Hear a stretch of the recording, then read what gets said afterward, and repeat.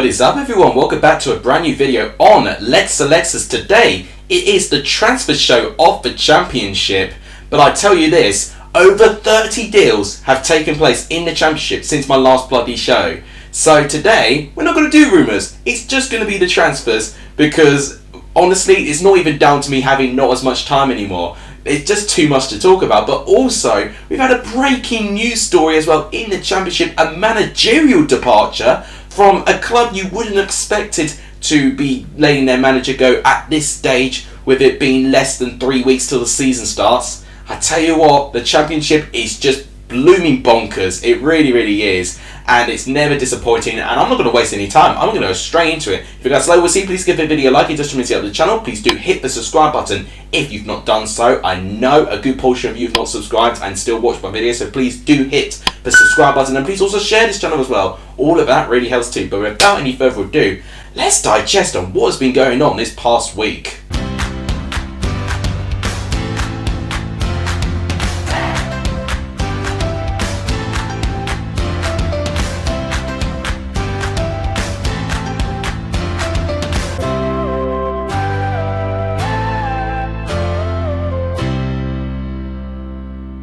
So the big elephant in the room that I'm going to talk about first is my reaction to Carlos Corbran leaving Huddersfield Town. Honestly, really shocked.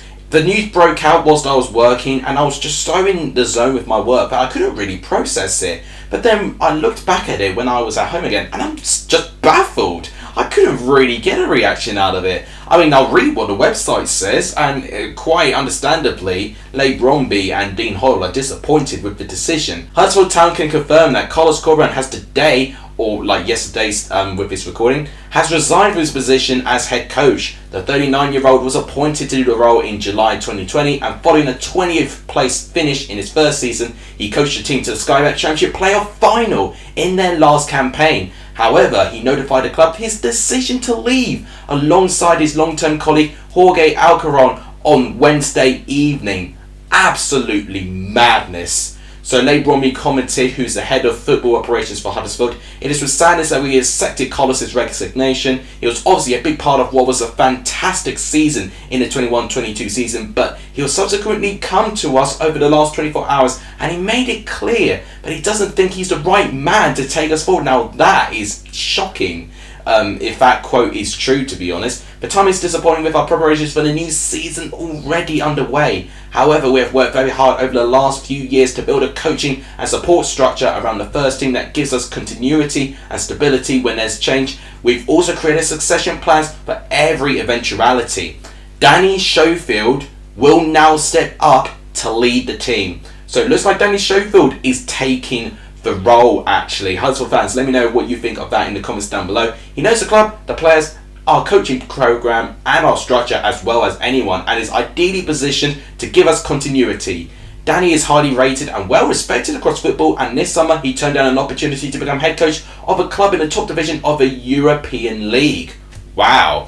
I mean, I would like to know what that club was, to be honest. And I do think Danny Schofield has been working in the background with Corberan, and I definitely think he'll have influences of him. He's worked with Bielsa as well. He knows Huddersfield well as well. So I definitely think maybe a little bit popular with, you know, the head of football operations there, and of course the staff members of Huddersfield. Whether it'll be a popular one with the fans, I don't know. So guys, Huddersfield fans, let me know what you think of the all current developments in the comments down below. And that's really thrown a huge curveball of what I think Huddersfield can do this year in the Championship. I predicted them in my early predictions to finish 7th, and honestly, I don't think they'll get there anymore. I think they've been building something really well with young players coming through, the likes of Toplo, who's heavily linked with Forest, Lewis O'Brien, who's constantly linked with the Premier League move, and even Lee Lickles in goal as well. Those 3 players being 3 core examples, and the fact that Corbran, the best chance for this Huddersfield Town squad potentially having another great season, has now walked out on them. It's shocking, to be honest, and I really did not expect it. I don't think anyone did, to be honest, and it just goes to show the Championship just always throws a surprise at you, doesn't it? So that's the big news out the way. Now we're going to talk about some transfers. So these are going to be the latest transfers, and transfers that have taken place since my last transfer show last week One of them, in fact 2 of them, coming from Birmingham. So Birmingham have definitely listened to my cutting comments about them not making enough transfers. They made 2 this week. One of them being Dion Sanderson returning to Birmingham.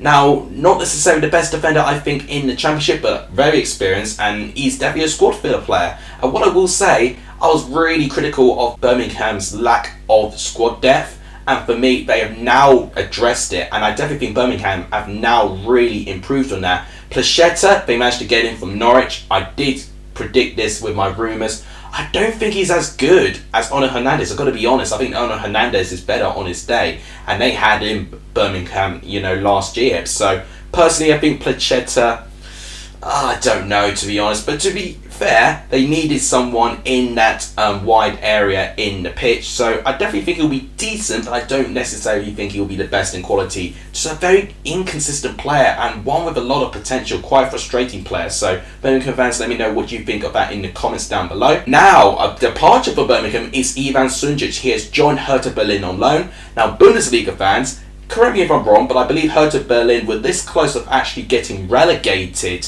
from the Bundesliga last year. They had to place against Hamburg, I think, in the relegation playoffs, and they narrowly edged out on them. But Sunjic will then be going to the Bundesliga, which I think is a decent move for him, but it's a shame that Birmingham have never really utilised him to his potential. I definitely think he's been a good player, but unfortunately, I think some of his standards, I think a bigger move was inevitable eventually. Bristol City have made one signing last time, and it's Stefan Badic, the goalkeeper from Pal FC. Honestly, don't know too much about him there. I'll be interested to see how he gets on, adding competition to O'Leary and Bentley already securing their places in goal. Burnley have been busy, haven't they? In my last transfer show, they made 2 signings, and they made 2 since the last one.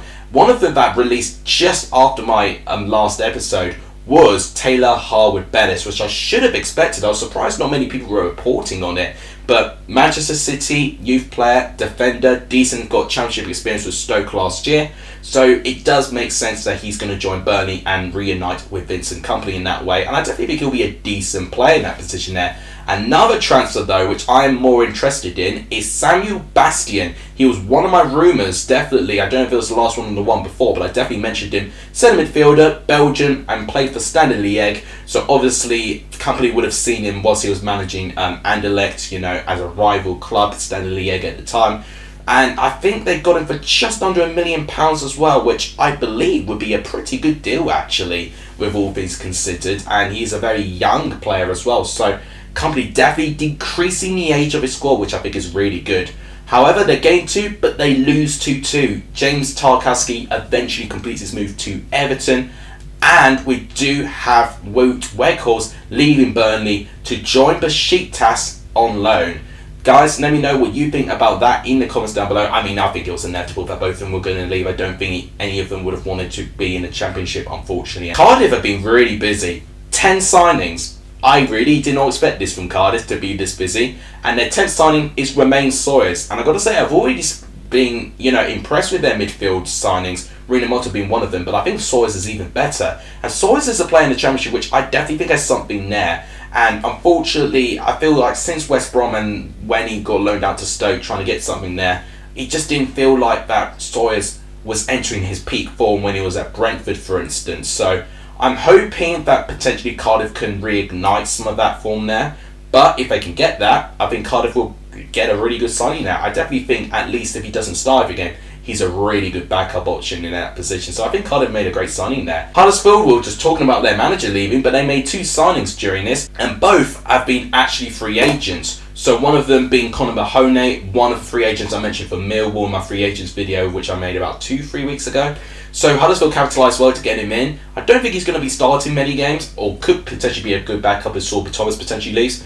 And David Kasumu from MK Dons has joined Huddersfield. Now, apparently he's joined on that undisclosed fee, but I would have thought that Huddersfield would have got him when his contract ran out, which it would have run out at MK Dons by now, and would have got him on the free. So I don't know why it's saying that. I believe they would have gone on free, but I need to look into that. I don't know why it's saying it's an undisclosed fee there. But David Kasumu is decent. I saw him play in the playoff League One semi-finals, so I definitely feel he's got something within him, a young player as well, and potentially a good backup option once again in the midfield position. So I do think Huddersfield have done well there. Hull have got some signings in. Ozan Tufan has joined Hull from Fenerbahce as centre midfielder for 2.7 million, by far their most expensive transfer so far. Definitely will be given a lot of pressure with that price tag, especially for a championship signing.